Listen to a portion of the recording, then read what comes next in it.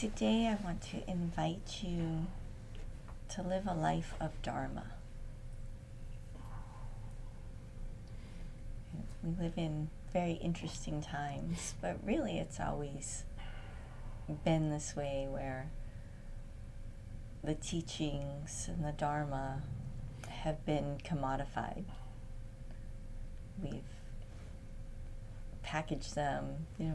I think a lot of people that grew up in this country are familiar with the idea of you go to church on Sunday and you get your faith in, and then the rest of the week, you forget all about your spiritual life. And then you go check in again once a week. That's not really a life of Dharma. That is a commodification. That's saying, okay, I feel bad, I'm having a hard time in life, so I'm going to go find a remedy. I'm going to go find a tool. And perhaps, the suffering reaches a certain level, so we say, okay, I'm suffering, so I'm going to go take this meditation stuff seriously, and I'm going to give myself time to sit every day with the intent to make myself feel better. And there's nothing wrong with that. That's how most people come to the path initially. That's how it starts for pretty much all of us, is we recognize that there's this deep suffering, this unsatisfactoriness in our life. Maybe we have everything that society has told us we're supposed to have. We have the job and the relationship and the car and the house and the upwardly mobile career, all the things. We have even the hobbies that are supposed to make us happy, but there's still something missing, something that is unsatisfied. And it starts to chip away and create more and more suffering. For others, it's more dramatic. They have some major loss that happens that just shatters them, and they're just spinning out of control, looking for a foothold. So the suffering initially brings us to the path, and it's a wonderful, wonderful thing, because it opens a doorway to this invitation to live a life of Dharma. But it's a choice, and it's not a very popular one. As I said, many people commodify the Dharma. They take spiritual practice and they use it as a standalone remedy. And they say, okay, I'm suffering, I'm going to put in my 30 minutes or my hour of meditation, and then I'm going to get out of that my 3 hours of happiness. And then I'm going to practice my mindfulness, I'm going to pay attention to my mind and really work on this, focusing it on beauty and gratitude, and then maybe I can stretch that 3 hours out another 2 hours, and then I'll need to meditate again. And then I can buy some more happiness with my time. And it works. I'm not going to lie to you. That actually is how it works, is we sit, we meditate, we let go of all the structures, all the weight, all the ideas of who we think we are, how we think the world works. It all melts away, and we get a glimpse of what we actually are, is this pure and perfect light. This effervescent joy automatically bubbles up within us. This is what happens when we touch upon silence. It's nothing that I or anyone can give you, because you already have it. It's already there. But because we are so conditioned to have this idea of exchange that, okay, I'm going to buy my happiness, so therefore I'm going to pay my meditation and then I'm going to get in return this happiness. And so that gets that notion gets imprinted in our mind. And then maybe we start to expand out and we realize, oh, there's other things that I can do that will also connect me into this happiness that I can buy. So maybe I'll work on some Dharma projects and I'll put in my time with my spiritual community, and then that will buy me a little bit more happiness. And we approach it in this very bizarre way. But it seems normal because this is the model that we've been given, is that we give in order to get. But there's a problem with that model, is it limits us. It creates a hardline division between our life and spiritual life. It causes us to separate the two. And we think that we're going to meditate in order for something to happen.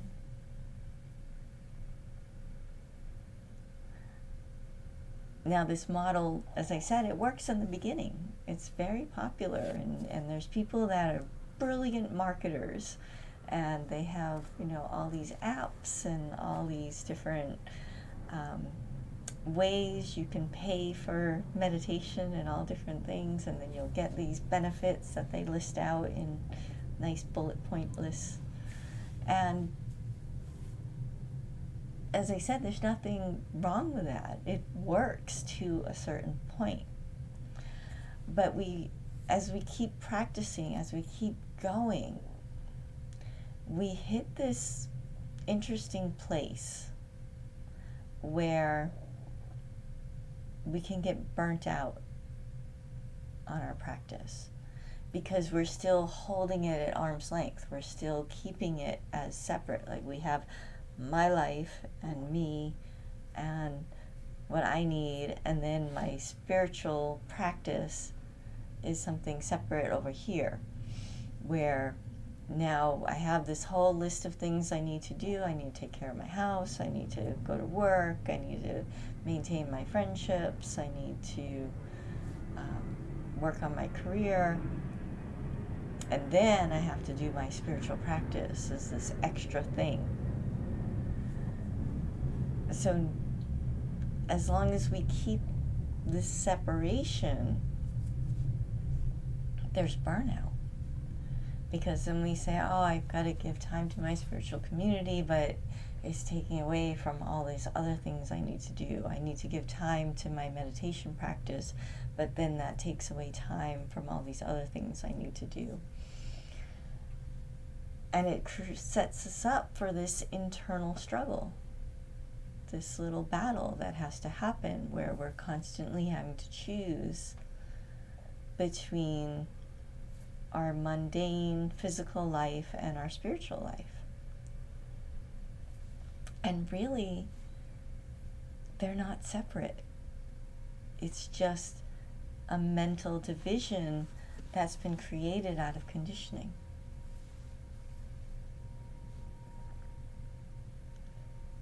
Many, many years ago, when I was first ordained as a monk, I gave my life to Dharma. It's like, okay, I've lived, I've done all the things, and I could see even though I was very young, I was only 22, I could see the projection of my life of all the things that society told me would make me happy wouldn't work.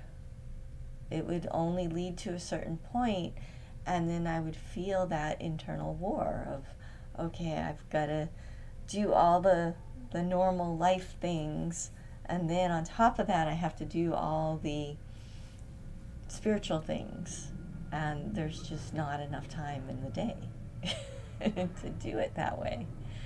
And I wasn't going to go run off and live on the side of a mountain in a monastery. That was not my path. So of course I resisted, and I did all the things that I thought would make me content. You know, I had the career and the relationship and the apartment with the ocean view and all the things, and then my body, you know, rebelled because it knew, like, this isn't it. So that only ignited this spiritual fire. And I realized that, okay, well, if I can't do all the normal society things, then that leaves me spiritual practice. And so I just gave everything to my spiritual practice. And very quickly, it became evident that the separation that my mind had created between the two was completely illusory. It was not real. And every time I did an activity, it was actually a dharmic activity. So even taking care of my body became spiritual practice. Taking care of this center here became spiritual practice. Going grocery shopping is a spiritual practice because of the attitude, the stance, the motivation that I bring to it. And it's an invitation that I want to extend to you to look at your life and see, am I ready to live a dharmic life? Am I ready to devote everything to truth, to uncovering and knowing the light of my own being? I know that's a heavy ask. Not everybody is interested in that, because it means that we don't hide behind our ego anymore. It means that we stop this commodification of the Dharma. We stop looking at it as, okay, I'm going to meditate in order to buy myself some happiness. Instead, it becomes, oh, it's morning, therefore I meditate, because that's what I do. The same as, oh, I'm hungry, so I'm going to feed my body. In other words, we stop doing things in order to get something else. We start to look at every activity and say, is this truth right now? Is this what actually needs to be done? Is this right? Which is a completely different way of living. Most people live in this world with the attitude of, if I do this, what am I going to get? How is it going to benefit me? And it takes people to very interesting places, and that's a very popular way to live. But if you're paying attention, you'll notice how much suffering is involved when we start to approach life in that way of, what am I going to get out of it? Before I do this, what am I going to get? Because immediately we're holding back our energy, so we're creating a restriction. And then we're looking at all of our options with this judgment and hypercritical view that is limited to our own egoic vision. In other words, we're missing out on 99.9% of the beauty of life. So I want to invite you instead to live a life of Dharma, where we wake up in the morning and we ask, how can I serve Dharma today? What is in alignment with the highest truth I can access? And apply it to everything, from brushing your teeth to what you're going to eat, to how you're going to exercise, to the attitude that you're going to bring to your work, to how you're going to drive. You know? And just explore and see what that feels like.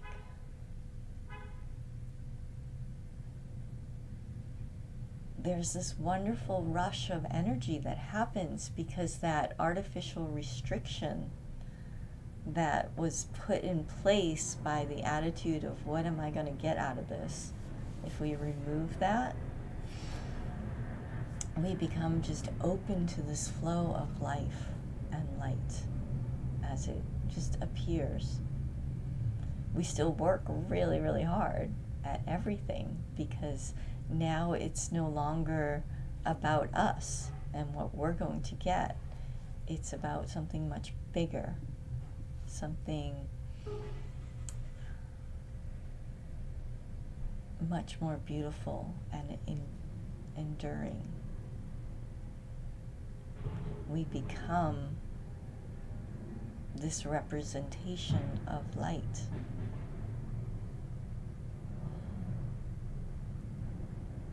So this energy starts to flow through us, and we might start to see more opportunities that we didn't know that were available. But it also opens us to the things that we perhaps don't want to see, because there'll be times where that egoic, habitual mental patterning will come forward, and we'll be drawn to do something just for ourselves. You know, we'll see maybe somebody is getting something that we want, and that judgment comes up of, oh, why do they get that? No, I want that. How can I get that? And then we start to play this game. And then all of a sudden, we're no longer living a dharmic life, no longer on the path. And if you're practicing mindfulness, if you're paying attention to your thoughts, your feelings, you'll very quickly notice that, oh, I'm not feeling as bright anymore. Things aren't as sharp and crisp. Like there's a certain type of resistance to my life. And that is your clue that you've fallen off the path. And that's very good news, because now you can find your way back. Now you can just stop for a moment and realign. Check in on your motivation, that attitude of, why am I doing this activity? What is the real purpose of it? Is it because I'm living in fear and I feel like I need to accumulate a whole lot and protect myself? And you notice how that feels. It's like, oh, that's very restrictive. That feels very lonely. And if we're honest and we look at that, we start to realize that, oh wait, I don't have to live that way.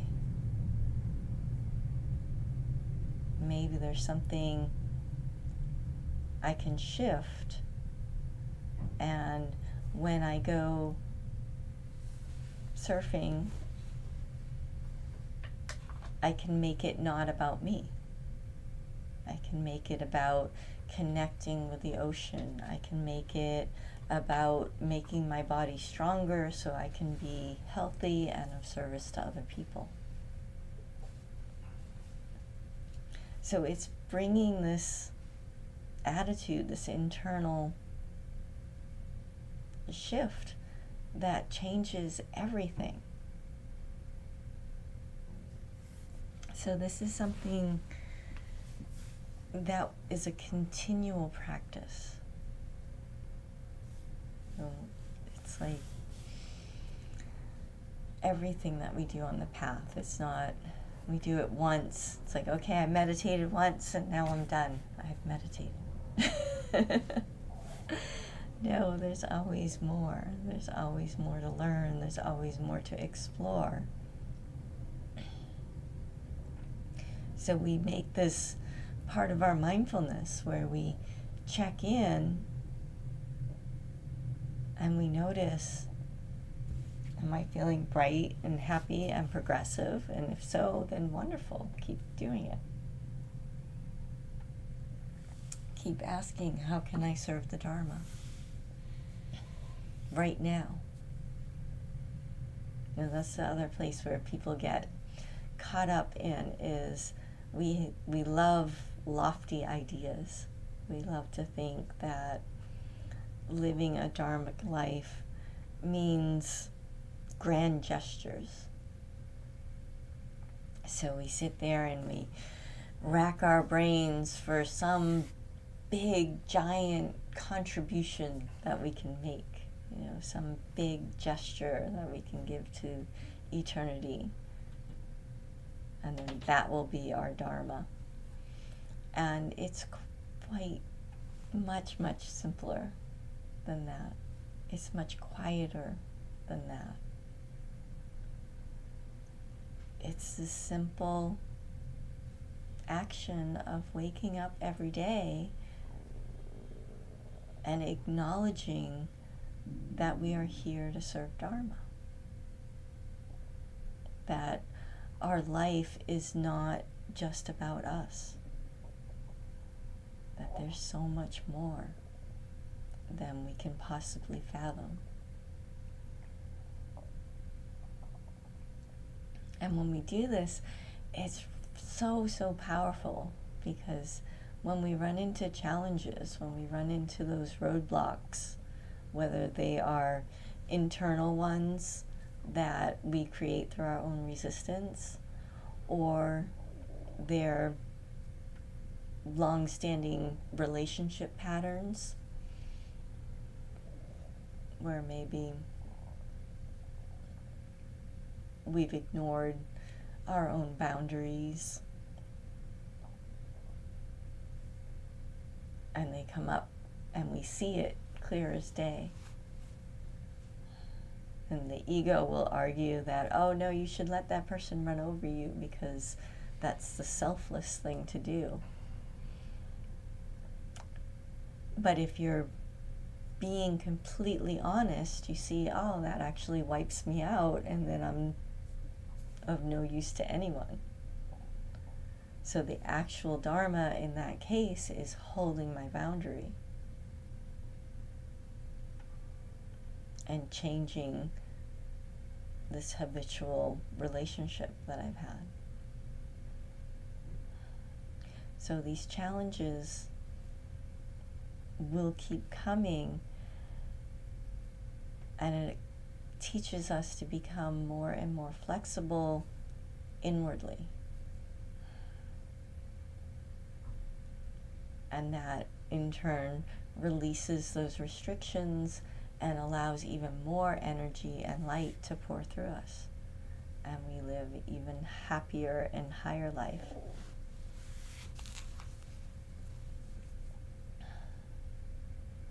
So choosing a life of Dharma is so worth it. It's not always easy because it requires this brutal self-honesty. It requires us to notice when we start to get caught in judgment and to use our discrimination to actually handle that judgment. Because it's not cut and dry where we just say, okay, I'm not going to judge anyone ever. That's just bypassing. That's just pretending. But instead taking the challenge of, oh, okay, I'm caught in judgment right now. What is that really about? What can I learn from this? What's the Dharma here? And sometimes it is to just let go of projecting your beliefs and fears onto other people. And then other times it's standing firm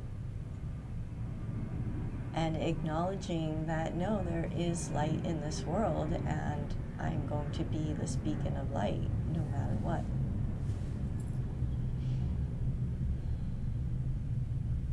So it's a case-by-case basis. It's a moment-to-moment exploration of how this is all unfolding.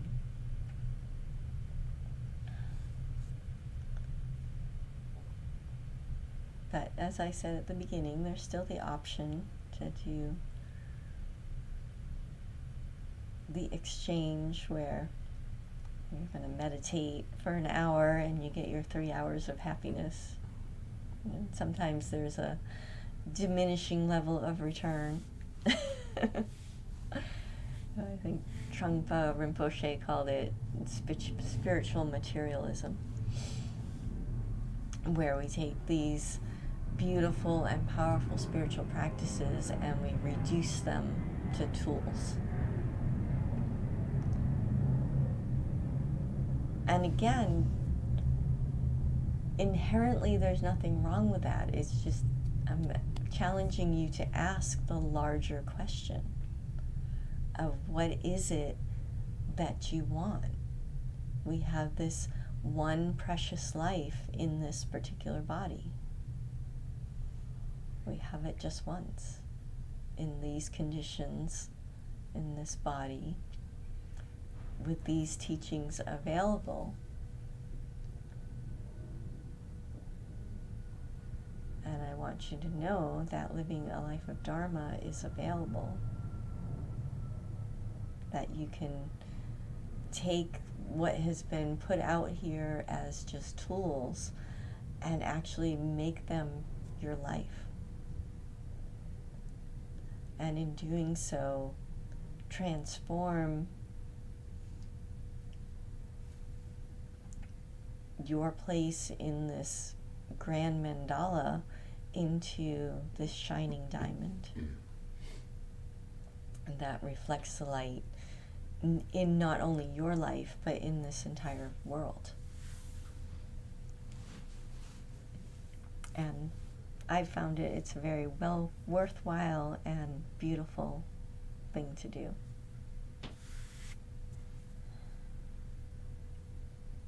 So let's meditate some more.